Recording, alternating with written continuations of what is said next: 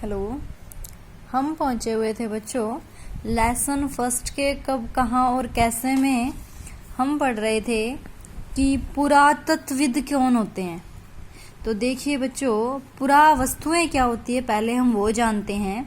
पुरावस्तुएं यानी कि ये लिखा हुआ है पुरावस्तुएं यानी कि वो चीजें जो पहले किसी समाज ने यूज की हो या वो समाज जो खत्म हो गया है उनके द्वारा छोड़ी हुई वस्तुएं जिसको देखकर हम इतिहास का अध्ययन करते हैं वो होती है पुरावस्तुएं। यानी कि हम पढ़ रहे थे इतिहास में कि हमसे भी पहले कितने लोग आए हैं गए हैं, तो हमें कैसे पता चलता है कि वो लोग क्या खाते थे क्या पीते थे। तो आज जैसे ही धरती की खुदाई से या इधर उधर अभिलेखों से या बहुत सारी चीजें होती है जिनसे हम जानकारियां प्राप्त करते हैं, जैसे किसी राजा के द्वारा बनाए गए मंदिर, अभिलेख या शिलालेख खुदवाए गए हों, या फिर वो चीजें जो लोग प्रयोग करते थे वो हमें बाद में मिली है, उन चीजों को हम पुरावस्तुएं कहते हैं। और उन्हीं पुरावस्तुओं को देखकर हम इतिहास का अध्ययन करते हैं कि इतिहास कैसा था, लोग कैसे थे, क्या खाते पीते थे, क्या करते थे। और उन सब चीजों का अध्ययन करने वाला है कौन होता है बच्चों? पुरातत्वविद। ठीक है। और इस पुरातत्वविद जिन पुरावस्तुओं का अध्ययन करते हैं और हमें बताते हैं, ये सारा डिपार्टमेंट जो होता है ना बच्चों, इस डिपार्टमेंट को कहा जाता है पुरातत्व विभाग। क्या कहा जाता है? पुरातत्व विभाग। खोज करने वालों को पुरातत्वविद और खोजी गई वस्तुओं को पुरावस्तुएं। समझ आ गया होगा तुम्हें।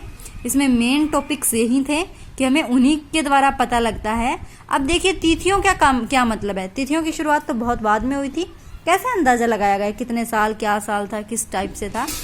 तो देखो बच्चों, इसके लिए इतिहासकारों ने एक रास्ता निकाला था।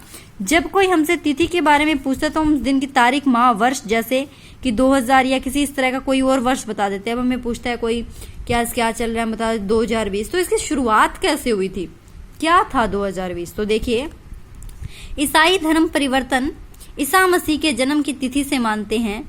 तो जो ईसा मसीह का जन्म है उसको हमने बीच में 0 रखा, और उससे पहले जैसे 2 वर्ष कहने का तात्पर्य ईसा मसीह के जन्म के 2 वर्ष के बाद ईसा मसीह के जन्म को हम यहाँ से 0 से मानते हैं। और इससे जो पहले ये आता है ना ईसा पूर्व, यानी कि ईसा मसीह के जन्म से पहले के साल, और सीधा ई आता ना, इसका मतलब होता है ईसा मसीह के जन्म के बाद के साल। ठीक है बच्चों। तो ईसा मसीह को जन्म को हम आरंभिक बिंदु मानते हैं। उससे पहले सारे साल उल्टे क्रम में चलते हैं और उन्हें हम ईसा पूर्व कहते हैं, इन्हें ईसा या सीधा ईस्वी हम बोल देते हैं।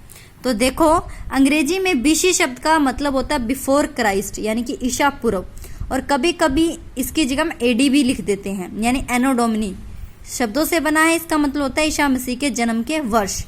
एडी का मतलब होता है इसका पहले का, कॉमन एरा, बिफोर एरा, ये भी हम प्रयोग करते हैं। तो देखिए, इस प्रकार से हम यहाँ देखो, तो इस प्रकार से हम मतलब पता लगाते हैं कि ये कब की बात है। अगर ईसा मसीह के जन्म से पहले का कोई कुछ हुआ है तो उसको हम ईसा पूर्व में लेते हैं, और उसके बाद का है तो हम इसको ईस्वी में लेते हैं। ठीक है बच्चों, यही इस लेसन में था। मिस्र सभ्यता के बारे में भी कुछ बताया गया है, और मेनली जो इसमें टॉपिक्स था वो पुरावस्तु, पुरातत्व और पुरातत्व विभाग के बारे में था। तो इस प्रकार से हम जानकारियां प्राप्त करते हैं। तो आपसे कोई पूछे कि हमें इतिहास की जानकारी किन चीज़ों से प्राप्त होती है, तो पुरातत्व विभाग द्वारा खोजी गई पुरावस्तुओं से, उस समय के लोगों द्वारा छोड़ी गई वस्तुओं से, अभिलेखों से, शिलालेखों से, राजाओं के द्वारा खुदवाए गए अभिलेख, उन चीज़ों से हमें उस समय की जानकारी प्राप्त होती है। थैंक यू बच्चों।